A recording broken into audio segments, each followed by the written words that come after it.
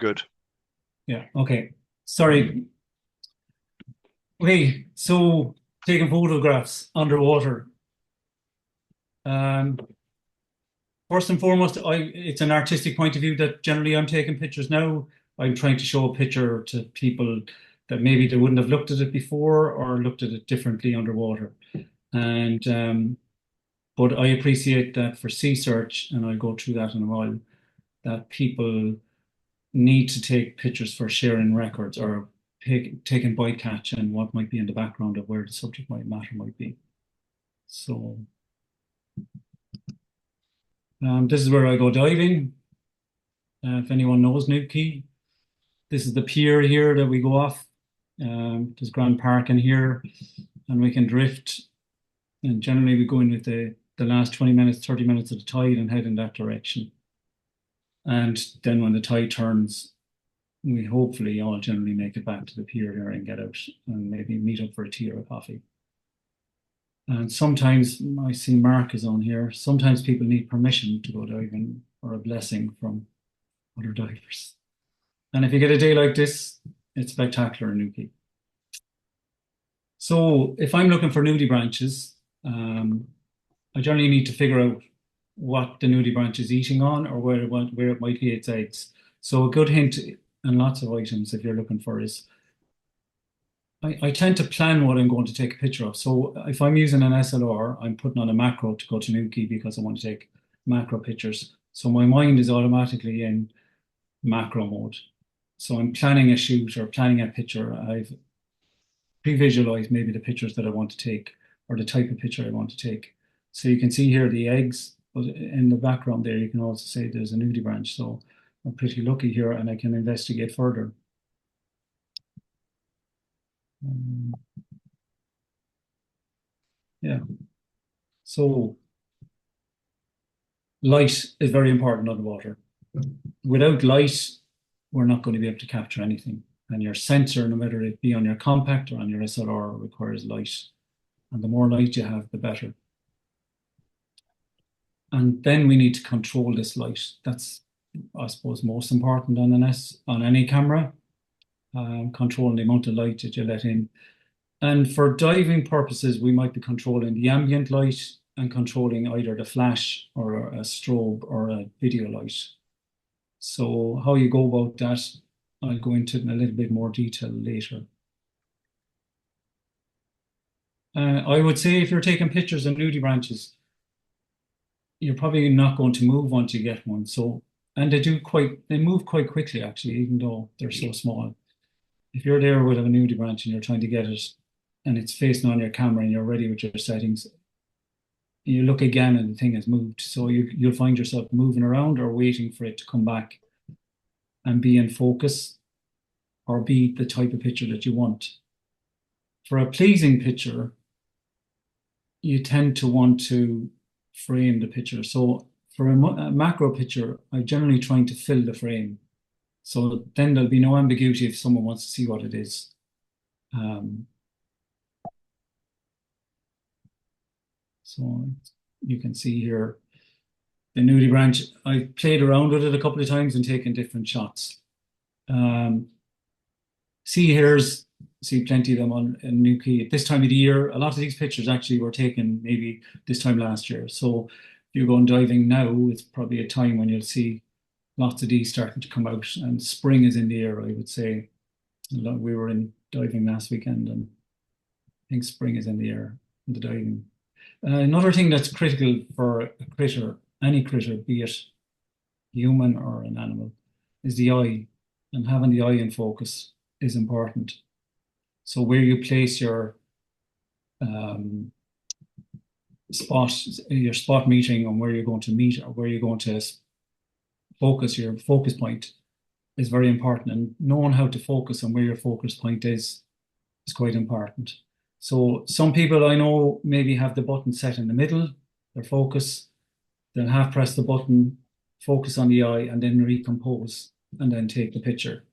That's probably the quickest way. And other people have more modern cameras where they can source out the eye and take that picture for you. But I'm of the old school where I still have to focus on the eye depress the button and then recompose and take the picture. And then the difference between this picture and the next picture is the fear here that you might blow the subject out. So being able to control your light is very important. I generally take a picture in ambient light first so that I know the settings are good for the camera. And then when I fire my flash, I know it's only going to light up what's in the foreground or where my flash beam is going to be lighting on. I think that's very, very important that with your flash, you're only lighting up the critter or the subject, the foreground, particularly, and that'll be more evident in wide angle photography when we look at it in a while. Another thing that is very important is to get low and to get at live eye level as well with your critter or the nudie branch, as opposed to looking down on the subject. And sometimes that's good if you're trying to take 3 or 4 pictures of the same thing, if it's something you don't know what it is. Like from here, it might be hard to identify what type of nudie branch it is, but if you took one from topside, then you'd know. So from the sea search point of view, I'd be encouraging you to take lots of different angles of the same critter. And then if you need to figure out what it is later, I know John Breen is here now at the moment, but if I was looking, I'd be looking on the Scottish Nudie Branch's website to figure out what type of nudie branch I had. My advice to most people is to shoot in RAW mode. And raw files to me, and if you're not sure what it is, if you're taking a picture in JPEG, you're letting the camera do the editing for you. Plus, it's going to compress that file that it's small. And if you were to go edit that picture again yourself, the JPEG would even become smaller. Whereas if you take a picture in RAW, it's like taking, I mentioned it the weekend, it's like if you were doing a thesis, it's all your notes that you've done for your research and everything is in the background. It's like the library of the information that you need for that picture if you want to edit later. And maybe you might be editing with a software at the moment, but in time, these programs are always getting better, so you might be able to even do more with your picture later. You can also always keep your raw file and edit, say I use Lightroom. If I'm editing my picture in Lightroom, my raw file doesn't change. So the data is always there. I'm only making a copy file in Lightroom and editing that. If you don't have RAW at the moment in your camera, I'd suggest you use the highest possible file size that you have with your JPEG.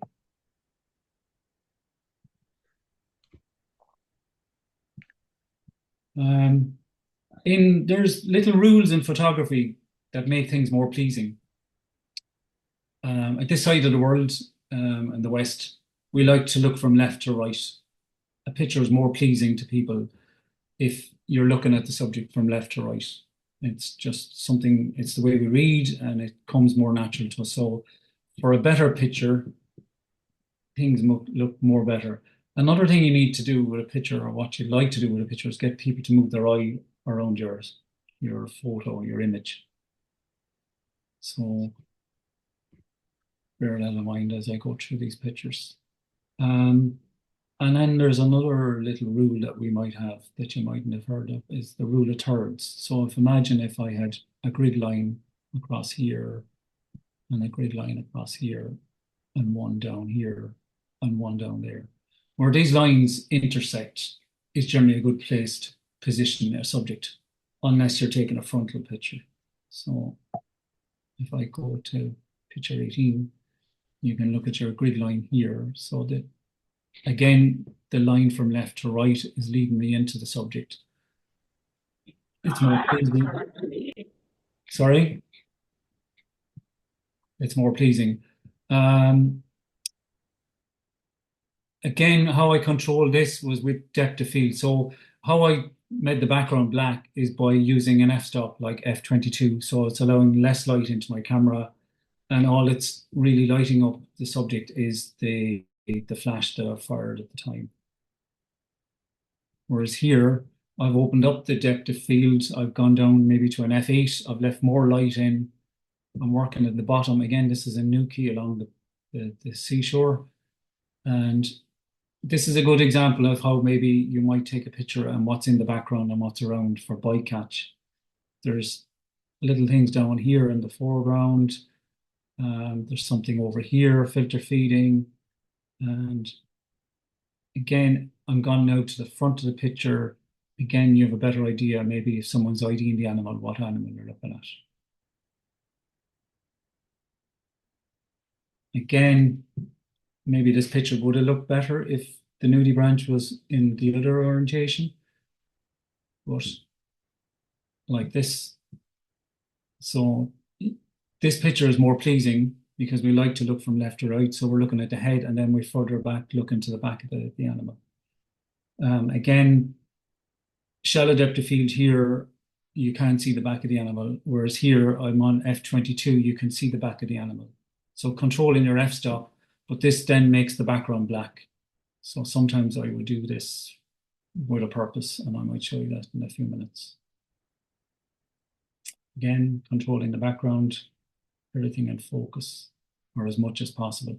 With macro, if you're in macro, and compact cameras have a macro mode, I'd advise you to use, if it is critters like this, put your compact camera into macro mode. All you for subjects this small, and you're talking about something the size of a nail in your finger, not much bigger, you definitely want to be using something from f11 up to f22 if you want to get the subject in focus.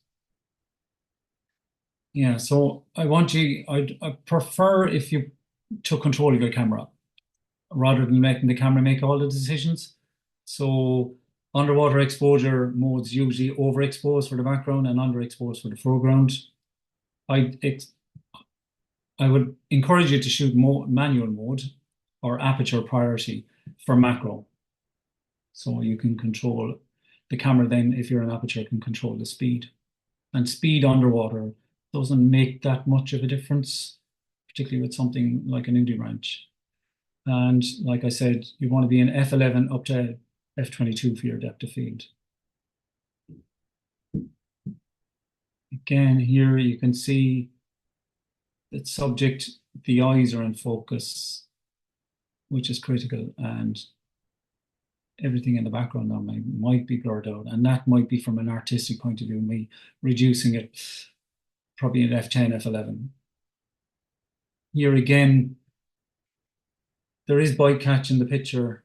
You can see them here. Again, what's more pleasing about this shot is that the animals were looking from left to right in the picture and drawing you around the picture or the image. Again, for nudie branches, it's great when you find one. Like this red one is great, and John will kill me for the names. I'm not going to name them because John Breen is here, just in case I get them wrong. It's not blowing out the animal is critical. So controlling your strobe, or if you're using your video lights, how close you get them to the subject, or can you pull them away from the subject? Can you change your f-stop to allow less light in or more light in? Again, having the eyes in focus. Again, here, this nudie branch was on a meal, eating something. So we're showing, and then there's bycatch as well here in the background. So you can see a lot of these at the minute are artistic, they're more artistic than more bycatch and field work, I suppose.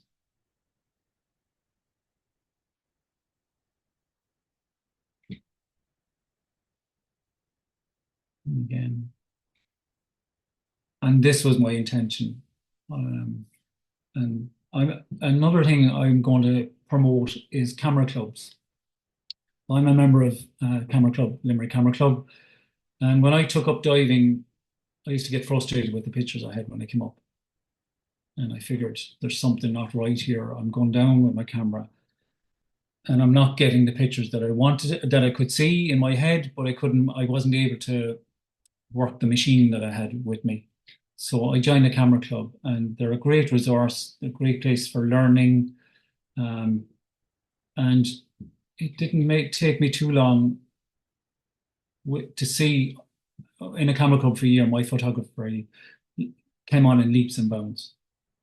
Which will bring me on to another thing. We were on a course last week, another photography course, and the amount of people that just take their camera with them once a fortnight or once a month and don't use it in between, it's going to be very hard to master that task of mastering your equipment.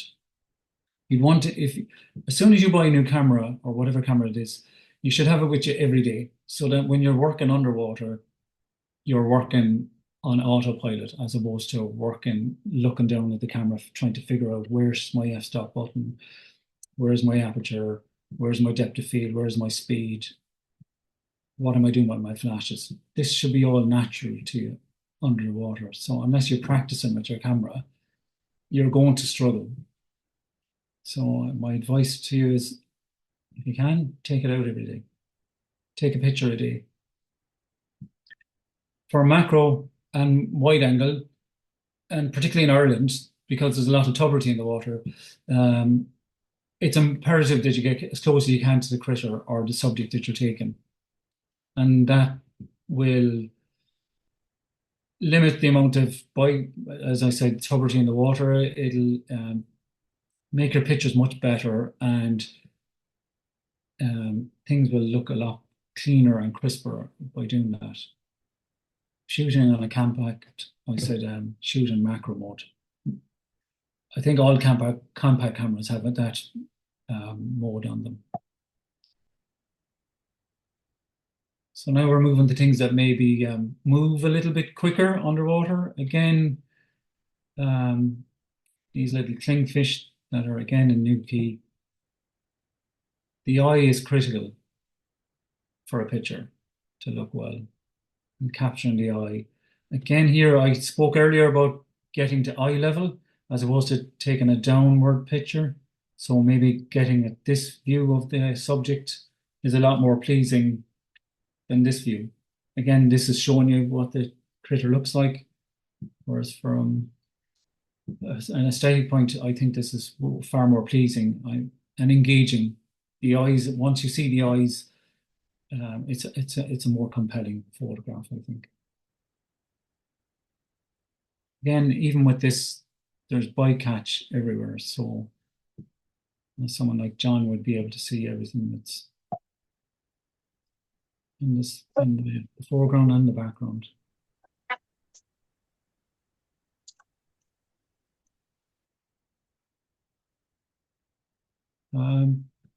If you're looking for these, generally we find them on, well, it was Joe Fitzgibbon actually first showed them to me in Newquay. They're generally on the kelp, but occasionally they do move off the kelp and are onto, they have a little sucker down here on the bottom. It might be more evident in them. What are one or two pictures?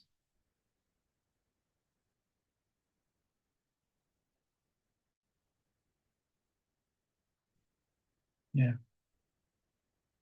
So here now I'm speaking about depth of field and telling you to be working on F. If I'd taken this at f22, I'd probably be able to see the tail to about back here in focus. Whereas I know I've taken this at about f8. So you can see for something macro, f8 on a landscape, we'd see loads in the background, whereas f8 in macro, you're really only getting the sharpness in the eye and maybe the front of the animal.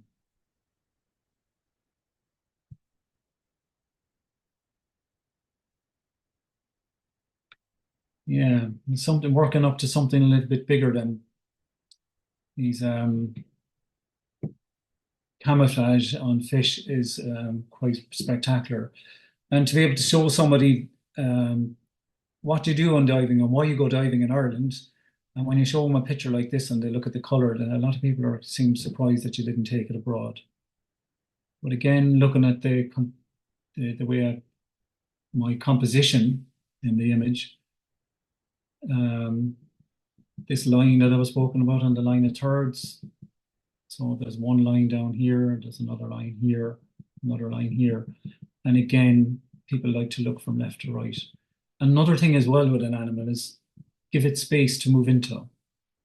So if I crop this picture quite severely here, the picture wouldn't look half as good Whereas now you know that the fish, if it wanted to, can move off into the distance. So giving it space and maybe letting the viewer wonder where the animal might go is important.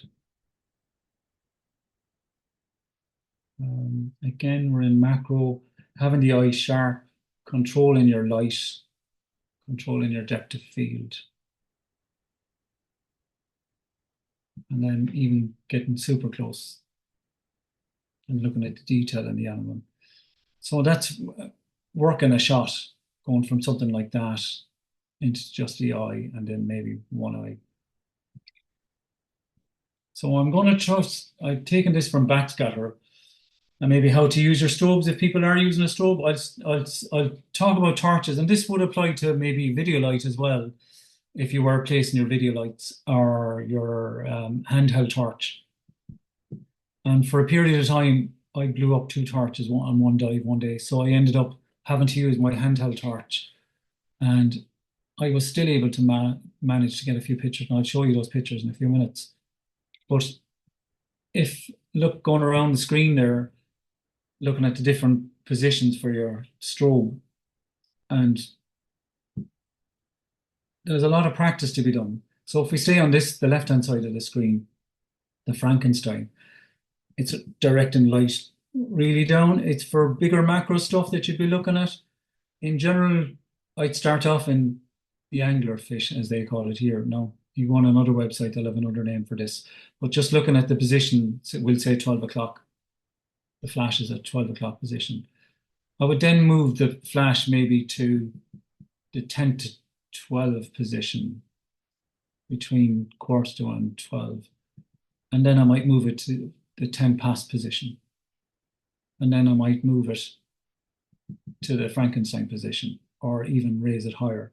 And I would constantly change my point of view with the camera and try and figure out what's a more pleasing, particularly if you're working with one strobe or a handheld torch. I would do the same thing with a handheld torch. If you have your dual strobes, this position would be for a wide angle. Again, having your lighting looks better from top. Again, if we're looking at something underwater, we naturally want to see more light on the top of the image than on the bottom of an image. It creates depth and as well in the picture, and it's way more pleasing. It's actually sometimes a little bit off if, say, this torch was down here and looking at the picture, and if this strobe was down at the bottom and you were taking a picture with a strobe up here and a strobe down here, it wouldn't look well. Whereas by bringing the two strobes up to the upper position, you get a more pleasing position. Move on. Yeah, and why would I say get a strobe? Strobes freeze motion. They're way brighter than a video light, and they're faster than the camera's shutter speed in most cases. So they're good at freezing the motion. And even if you brought something down to a 40th of a second, by firing the flash, that the camera is going to freeze that motion. So sometimes I know on land, you might be taking handheld pictures at 60th of a second at the lowest speed, whereas underwater you could go down to 40th or 30th, 20th of a second. Yeah, and playing with the power settings on your strobe then is another thing you have to get working with. So not only have to get used to working with the controls on your camera, you also have to control the amount of light that your strobe is going to fire. And the further you are away from the subject, that takes from the light. So water eats light, the deeper you go, and it also takes away the color the deeper we go, as most of us know this already. And the first colors to go are red. So even the further away from your camera, no matter what depth you are, the further away from your strobe, the reds will disappear as well in the same order. As you move further and further away from the camera, there's less, your light's going to travel less further, and you're working back into the gray again. So get a good flash. I'd say spend as much as you can on a flash, and then think about getting a second one. So here, I'm going to, and I've taken this from Diving Ireland photography course. If you're trying to work a shot and just say this is our subject and we want to light up the background. So by taking our picture with a flash, we're establishing our flash exposure. And then turning the flash off, we're using ambient light, and then we're changing our f-stop. So we're allowing more light into the camera so that we're getting the background light. So we're getting the ambient light into the picture. And then when you take the shot, you're combining your flash with your ambient picture, you now have depth of field. So that's one way of controlling how to get light into the background. Or so here, and this picture, I know I'm on holidays here, but I expose for the background, and then I use my flash to light up the foreground. This is Nuki. Again, the same principle applies. I wanted the green water in the background. I expose for the background, and then I fired my flash to light up the foreground. Here, I didn't want anything in the background, so I changed my f-stop number. So I'm shooting here at up f16, I would say, controlling the foreground with my flash, and my f-stop is controlling the light coming into the background of the picture.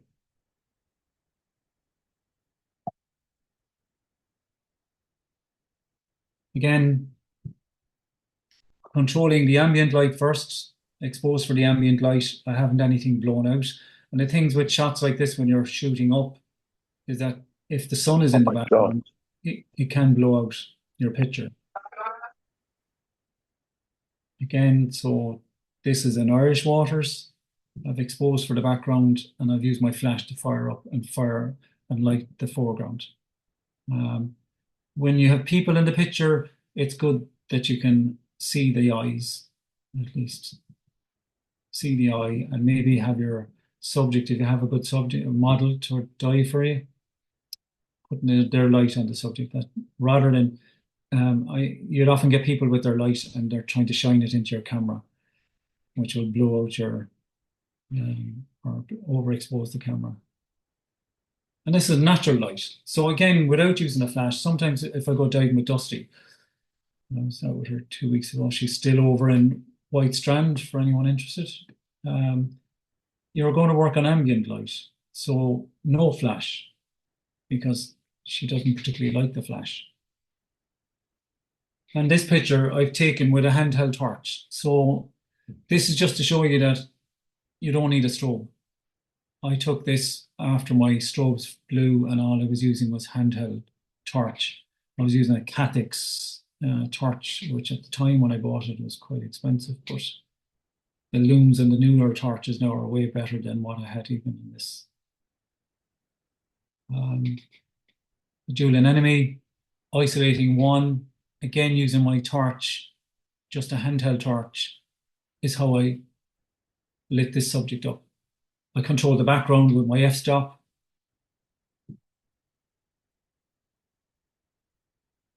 Quite pleasing picture. Again, here, I know I took this with a strobe as well, with a handheld torch as well. This was in the pollock holes in Kiely. And we're not too deep here, but I'm using my torch, handheld torch in my left hand and holding the camera in my right hand and trying to balance both, taking the picture. Same here, handheld torch as well. And here, as we know, the hermit crabs, they're always trying to change their shell or get a bigger home.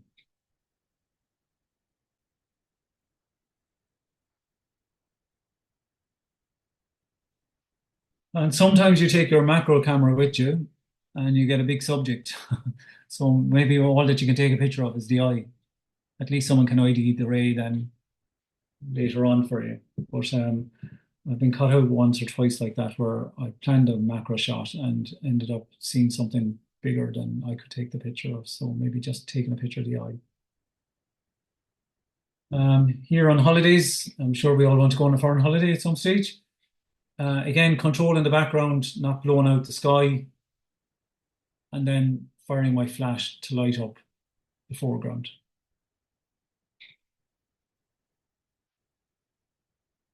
similar scene. And two torches, they're white out and they're slightly above my camera. I have them maybe at the 10:2 position. And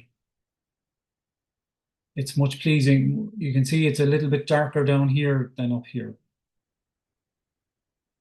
And this, an Irish photo, again, exposing for the ambient light. And here, this was actually in black sod. The water was bluish. So it wasn't a change. So the further offshore you go, the more likely we are to have blue water. The further near shore or onshore we are, the more likely we are to have green water. And I'd encourage you to show off the green. We're not called the emerald light for nothing, I suppose. And now this is how maybe planning a shot, going to some place, I would go with my camera and maybe bring my macro and my wide angle. So the first dive, I went in with a wide angle lens. I've exposed here for the background and my flash is fired up the front or the subject. And I want to show you then maybe how you can work a shot. So again, all of these are wide angle. And then I went in the afternoon for a second dive and I took the macro lens with me. And then again, working on a depth of field of F11 and F11, F12. And the thing with these critters is as soon as you move or there's a light, they tend to go back into their shell. So you have to have a bit of patience and a bit of waiting. You wouldn't want to have a buddy that's interested in swimming alongside you anyway, for sure, because you'd be waiting a while for this to come out. And sometimes you can be lucky and you might also get a nudibranch in your shot. And then sometimes you can be a little bit creative and maybe take it, as I said earlier, maybe show the image of something that people normally look at but wouldn't see it, or they're now looking at it in a different way. Wide angle. Again, giving the animal space is important in your picture, giving it somewhere to go and move into. Working with ambient light again. This is Dusty, taken a long time ago actually in Dublin. And then again, where you can't use a flash, this is Kilkee a couple of years ago, when we were lucky to have basking sharks. And I've used a lens here. The lens I used would have been a fisheye lens because I wanted to make sure that I knew these animals were there. So I wanted to be sure that I was going to have them as close to the screen or to my camera as I could, but I wanted a wide angle. So your fisheye lenses are 10 to 14 millimeter. If you get an 8 millimeter lens on a full frame, a lot of people tend to use on the SLRs, they would have used a Tacona 1017.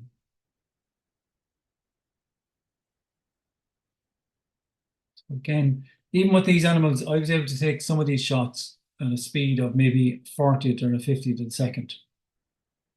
And it's if you're panning with them and taking the picture at the speed, you don't need a fast shutter speed. Having something in your picture for scale is important. So you can see my buddy over here with his camera. Another buddy here in the background. Obviously, that's like far, far away. So the animal looks way bigger than they actually are. But still, this will give you a good idea to the size of the animals that we were looking at.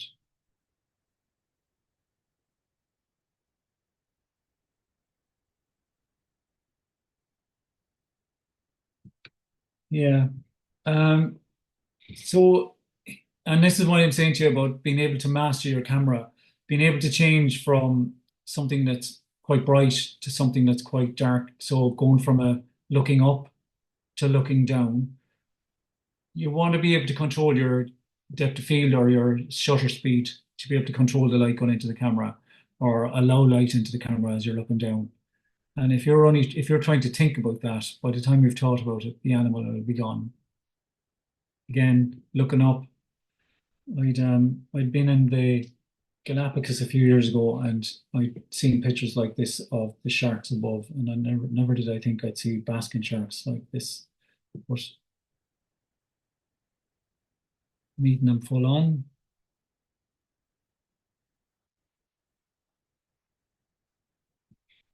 yeah.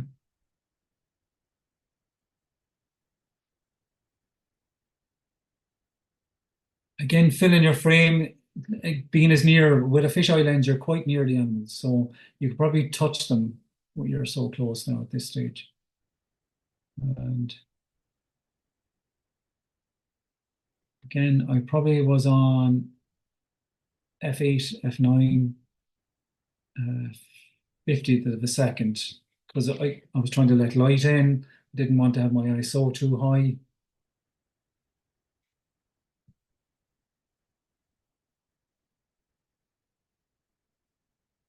And the reason I was out this day was I was trying to enter a competition for a photo. So I was trying to get a picture that would um, meet up to the expectations of the day that was in it. And then sometimes you can be looking and you have sunburst coming down, raise a light. So it's knowing where the light is coming from and maybe being able to control that light. Again, knowing your camera and knowing how to manage your camera is very important. Knowing your to be able to react with your dials. Um, I shoot in manual all the time. I shoot on land on manual. So by the time well, if I have to do something, my thumb and forefinger are moving without even thinking about it, or my index finger, I should say.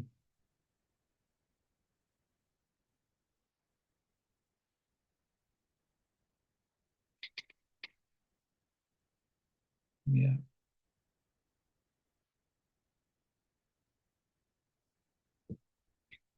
Um, Again, this was probably early in the morning. So if you're trying to figure out the sun was kind of maybe at half 10, 11 o'clock in the morning. It's in September time of the year. I think these were, yeah, it was September.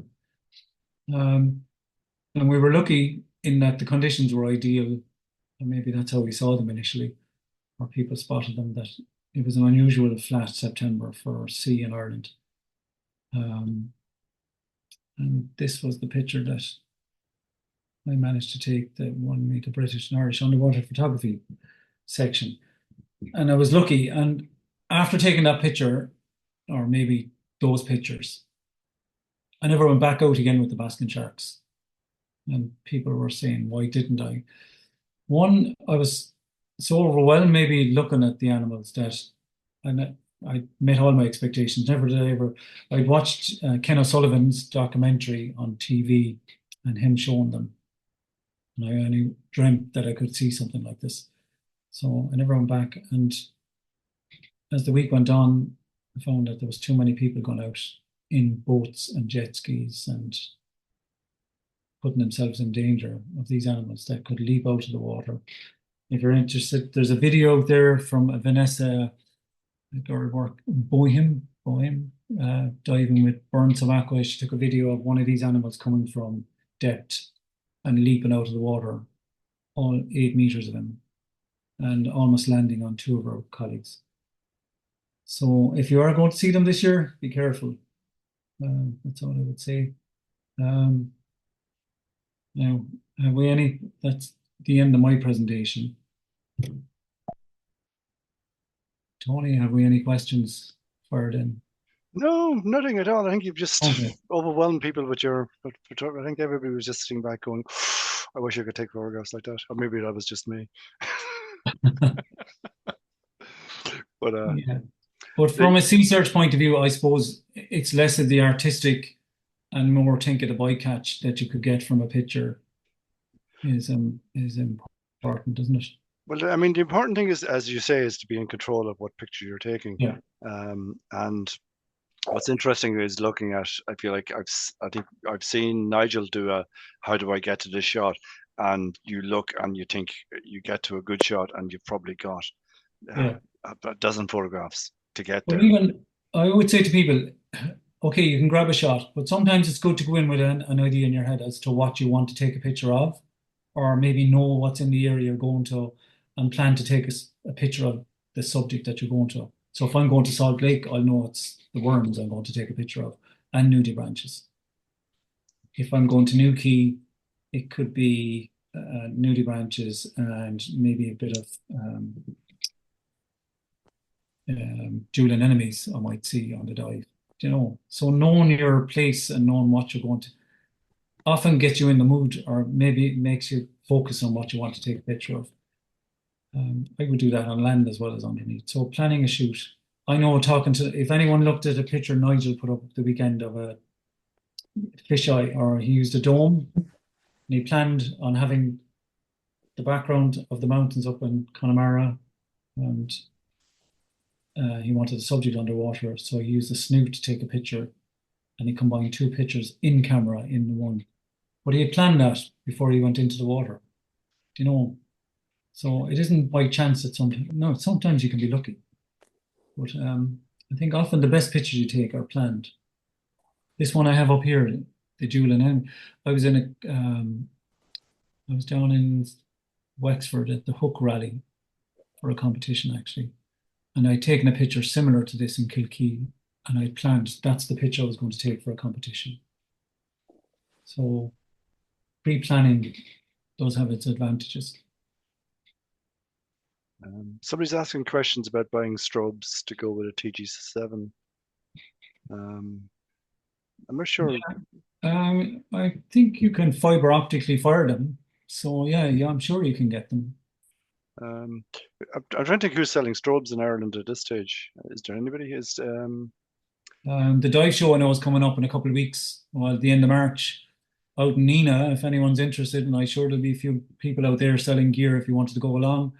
And I know the underwater photography group will be there giving talks. So if you wanted to go and meet people, I'd be there myself, and I know Derek Bolton and I'd say Nigel Whiteheer might be there. Well, no, actually, he's on holidays. So, but there will be a lot of photographers, underwater photographers. And if you are interested in chatting, come over and say hello, and we'd be delighted to have a chat. The underwater photography group is a good starting Yeah, point for a it's lot a of great people. place if you want to get feedback on your pictures as well. If you put a picture up on the Facebook page, if you want feedback, ask for it, and people will give it to you. And they'll give it to you in a positive way. How you could make it better as opposed to criticizing the picture, I would say, or Yeah. maybe how to make it even better. That's what generally the critique is on that group. Rory gave a talk a couple of weeks ago on, I feel like on Let's Get Recording. But one of the things he was pointing out is that if you can, like, and you're looking at a particular site and you're trying to figure out what you're seeing, is take photographs of what you're seeing, then go away and look at the books, and then Yeah, look at the books and look at what are the ID points that you need, because one of the ones I find hilarious is the gobies. And I yeah, don't know, I don't know if you bought the latest Sea Search Fish ID book, because Lyndon went at the gobies, and she's saying, like, effectively take photographs of the gobies, take photographs of the fins, look at where the scale starts, look at where the scales stop. yeah.